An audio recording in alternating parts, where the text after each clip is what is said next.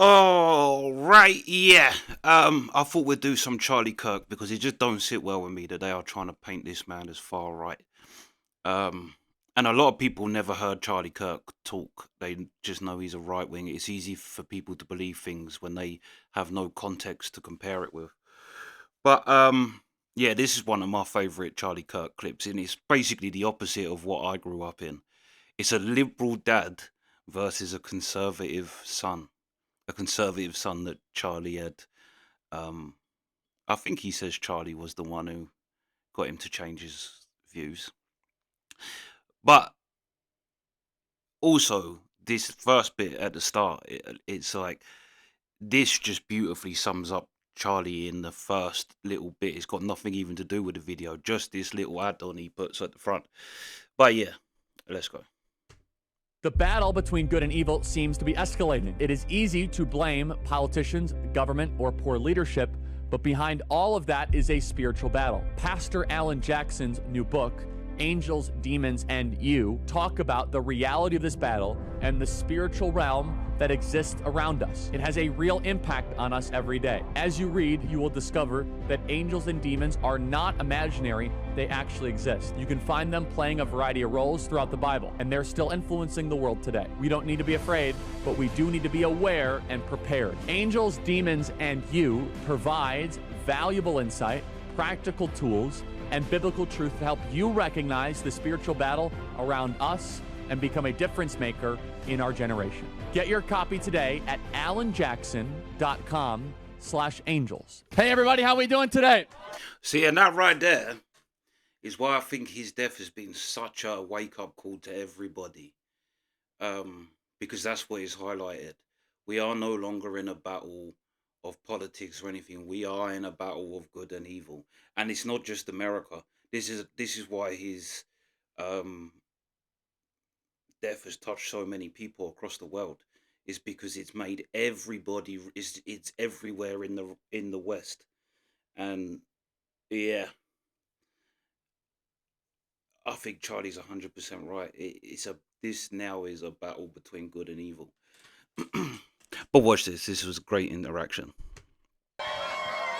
Great to see you guys. You know how it works. We're going to do an open mic here for a little while. But It's a short notice. First time here at USC, and it's great to be here, guys. So we're in an open mic. We'll have some questions and answers, and if you make a good point, you get a hat, and you got to earn the hats, everybody. So, look, I got to be honest. I'm a big... This is the other thing as well. They said that news anchor that said they're acting like he's just some guy who wanted to have civil discourse, and the other guys are rewriting of history, complete rewriting of history. It's really not. He just heard it. If you make a good point, you get a hat. And sometimes he'd offer people a hat, a MAGA hat, and they'd say no. They go, fair enough. But yeah, to say that he's not someone who was for civil discourse is just the biggest lie. There's many things you can say about Charlie Kirk, but that is not it. And he says throughout all of his things, disagreements to the front. Show me one left-wing activist that goes in front of a whole crowd of conservatives and says, disagreements to the front. Ducks fan, so I'm not going to do any of this fight on stuff. So, but it's good to be here. So, I don't want to say anything too antagonistic, but we'll save that for later. All right, yes, sir. All right, we'll get started here. Thanks for being here, guys. Hello, guys. My name is Joey. I brought my father with me. He's a very liberal father, and I'd like. I'm part of the enemy within, the radical liberals, and I have a question for you. Facts. Our family's divided. We're divided the same way the nation is divided. I'm conservative, by the way. We fuss and we fight about this all the time. I see the nation coming to the same blows that we are coming to on a daily basis. Yet I don't see the president or anyone in his administration even addressing the issue of the division across our country and across our families. I have a serious question. Will anything ever be remedied? A nation divided against itself will not stand, neither will a family divided against itself. Is there any hope? Good point. You know, so maybe President Trump should put like a couple people who ran for president as Democrats in his cabinet, right? It wouldn't hurt a thing. Yeah, like Bobby Kennedy and Tulsi Gabbard. Bobby Kennedy, I wonder if his Well, if Bobby his Kennedy true- and Tulsi ran for president as Democrats. Has that ever happened in modern American history where a president has put two people who ran against him for the presidency in go, his own Charlie, cabinet? Has that ever happened before? Doesn't that help? Doesn't that help heal a country? See, that's the division I'm talking about right no, there. but help me He's asking me a question, and he turned on me and said, Okay. get him. Hold on, that's a father-son issue. We're having a Yeah, dialogue. that's it, But right? hold on, that's normal, okay? And that's fine. I'm asking you a question though, because it's easy to call Trump divisive, but answer and think deeply about this before you answer. Doesn't that say something for unity to bring two people that were Democrats that both ran for the presidency into your own cabinet? That's bringing the country together. Has it worked? That's my. You may be right. It is certainly representative of some inclusion. However, it doesn't seem to be working. Did Obama or Biden ever bring Republicans who ran against them for the presidency in their own cabinets? I don't believe so. Yeah, so maybe Trump has gone above and beyond more than the media would give him credit for healing our nation's divides. I think that's noteworthy, right? It's noteworthy, yes. Yeah, but you stated your statement. You began with, you have not seen the president try to heal this country. Healing begins with action, not just words, right? Okay. And so bringing two people that wanted themselves to be president in his administration is pretty great. As far as, between your son, I'm interested. Why do you think your son is conservative? I have no clue. I'll let him answer that question. That's a bad answer. Hold on a second. You as a father should listen to your son. You shouldn't say, hold on a second. I listen to him We're all the both time. fathers. Hold on a second. That's a bad answer. I listen to him all the time. But hold on. But then you just said you don't know. I don't know where he went so bad. I mean, come on. It's like, I don't know where he went wrong. on, I don't know how he went off the rails. See that? All right. Would the smarter of the two like to chime in here? Yeah. Absolutely. So I used to be at one point on my father's side, and upon doing my own research and seeing things firsthand, I've switched sides, and I've seen like the liberal tears that he has, like the way that he's complaining, and it's like, Don't antagonize. You have to understand. honor your parents. I Don't understand. antagonize them. Okay. 100%. So and I do respect my father, and I love him. And you should honor him, and you should also love your son and see where he's coming But from. back right? to your point, though, we talk every day about politics to the point where it's divided us. And so for him to say that he does not know where I stand is So let me wrong. ask you. Why do you think your father is a liberal? Let me ask you. I think he's a liberal because, well, No. Have him answer. This is. I'm helping you. I'm a group therapist. You understand what I'm charging for this right now? This is like $5,000 an hour stuff. So yeah.